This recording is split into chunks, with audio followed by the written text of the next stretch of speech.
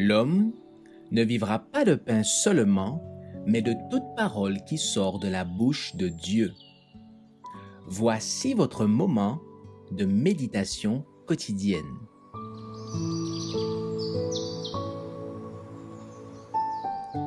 Maranatha. Le 22 octobre, nous reconnaîtrons. Alors, je connaîtrai comme j'ai été connu. 1 Corinthiens 13, verset 12. Nous reconnaîtrons nos amis comme les disciples ont reconnu Jésus. Si dans leur vie mortelle, ils ont été difformes, infirmes ou défigurés, ils ressusciteront avec un corps parfaitement sain et harmonieux. Mais leur identité sera parfaitement préservée dans ce corps glorifié. Alors nous connaîtrons comme nous sommes connus. Sur le visage où se reflétera la lumière qui resplendit sur la face de Jésus, nous retrouverons les traits de ceux que nous aimons. Les rachetés rencontreront et reconnaîtront ceux qu'ils ont amenés à la croix. Quel entretien béni ils auront avec eux. J'étais pécheur, dira l'un, sans Dieu et sans espérance dans le monde, mais vous êtes venus vers moi et vous m'avez montré que le Seigneur était mon seul espoir. Un autre dira, j'étais un païen dans une région enténébrée. Vous avez laissé vos amis et votre foyer confortable. Vous êtes venus m'apprendre comment aller à Jésus et croire en lui, le seul vrai Dieu. J'ai détruit mes idoles et adoré Dieu. Je le vois maintenant face à face.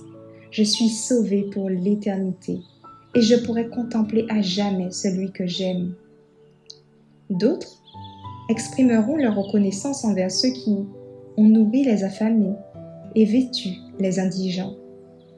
Lorsque le désespoir retenait mon âme dans l'incrédulité, le Seigneur vous a envoyé vers moi, diront-ils, pour m'apporter des paroles de réconfort et me rendre l'espoir. Vous avez nourri mon corps, mais vous avez aussi ouvert mes yeux à la parole de Dieu en me révélant mes besoins spirituels.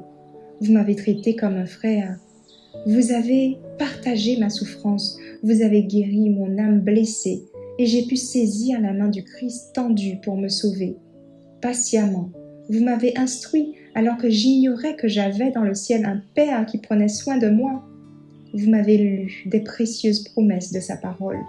Vous m'avez inspiré la foi qui sauve. Mon cœur s'est attendri et brisé et j'ai contemplé le sacrifice du Christ pour moi.